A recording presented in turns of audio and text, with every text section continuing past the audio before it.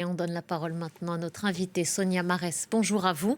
Vous êtes la chef des opérations de la Fédération internationale des sociétés de la Croix-Rouge et du Croissant-Rouge. Vous êtes en ce moment même à Kinshasa. Merci de prendre quelques instants pour répondre à nos questions. On a entendu à l'instant dans le sujet diffusé le ministre de la Santé de la République démocratique du Congo expliquer que la souche Bundibugyo n'avait pas de vaccin et pas de traitement spécifique.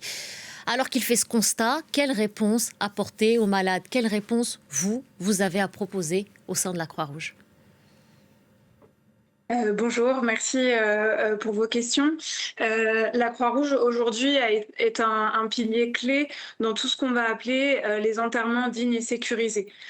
Aujourd'hui, l'importance va être d'avoir une intervention rapide pour limiter la propagation de l'épidémie.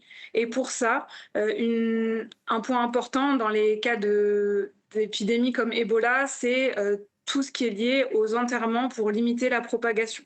Ça, c'est la première chose. La seconde chose, c'est qu'on va travailler énormément sur la communication auprès des communautés.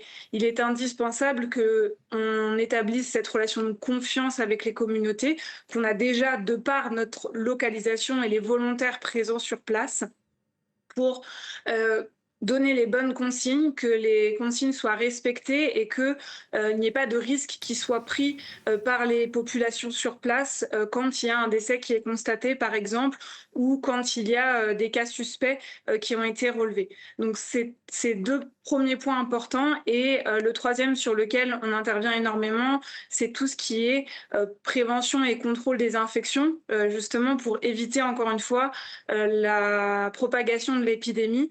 La clé ici, ça va être d'être rapide pour limiter encore une fois cette propagation.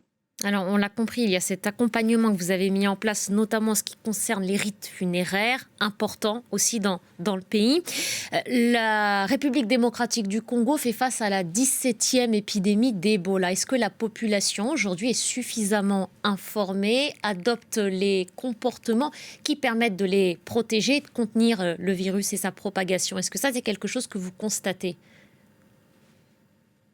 Je pense que la première difficulté sur cette épidémie, c'est le temps de détection qu'il y a eu sur le début de l'épidémie, parce que justement, ce n'est pas une souche qui est, on va dire, habituelle en RDC. Donc, ça a créé, on va dire, des comportements pas forcément adaptés. C'est pour ça qu'aujourd'hui, on a vraiment cet axe auprès des populations.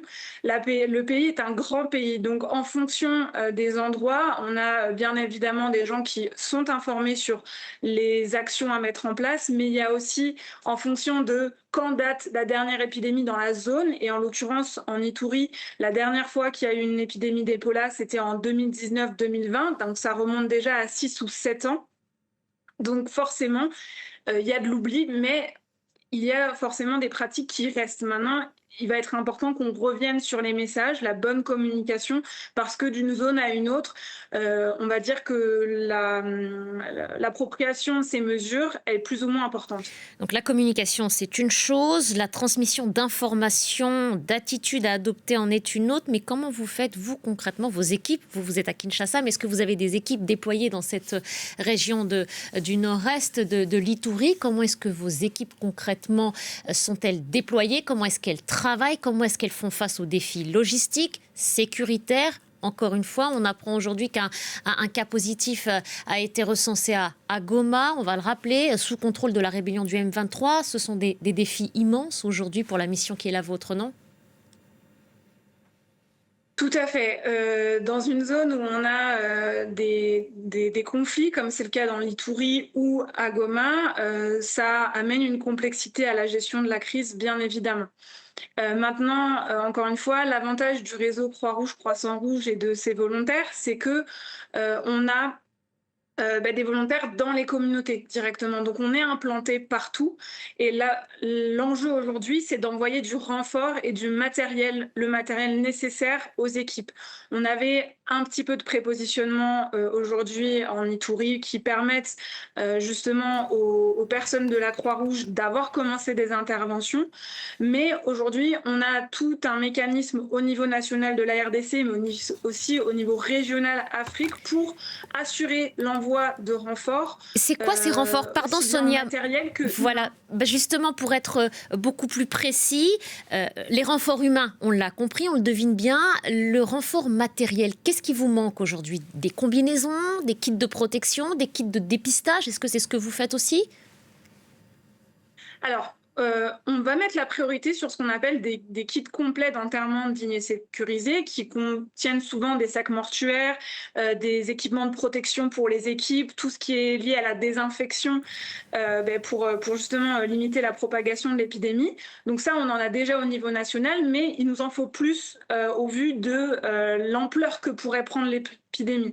Aujourd'hui, notre devoir, c'est d'anticiper la propagation de cette épidémie. Donc, on travaille pour y répondre, mais aussi pour anticiper dans les provinces qui sont autour de l'Ituri, dont justement Goma et la province du Nord Kivu font partie. Est-ce que vous avez le sentiment qu'il y a une inquiétude plus importante que les années précédentes en République démocratique du Congo? Est-ce qu'il y a un vent de panique qui est en train de s'installer auprès des populations, encore une fois, lorsque l'on sait, de la part de la déclaration du ministre de la Santé, que ce nouveau variant identifié, eh bien, il n'existe pas de traitement aujourd'hui et de vaccin? Je pense qu'aujourd'hui, il y a eu c'est une zone en fait où il y a déjà beaucoup de mouvements de population, de manière générale entre l'Ouganda, la RDC, mais aussi le Sud-Soudan. Donc, ces mouvements de population étant déjà présents, je pense qu'ils ont pu, en effet, et c'est le message que nous a fait passer le ministère, être accentués pendant les 2 premières semaines de l'épidémie où on n'avait pas encore détecté à proprement parler que c'était un virus Ebola. Donc oui, ça va complexifier les choses. Maintenant, parler de vent de panique, je pense que c'est un mot qui est assez fort et les populations restent aujourd'hui mesurées et toute l'organisation de l'État, mais aussi des partenaires internationaux, a été mis en place pour justement limiter ce genre de difficultés. Alors, lorsque l'Organisation mondiale de la santé dit déclencher son deuxième niveau d'alerte internationale le plus élevé, comment est-ce que ça se traduit ça concrètement sur le terrain?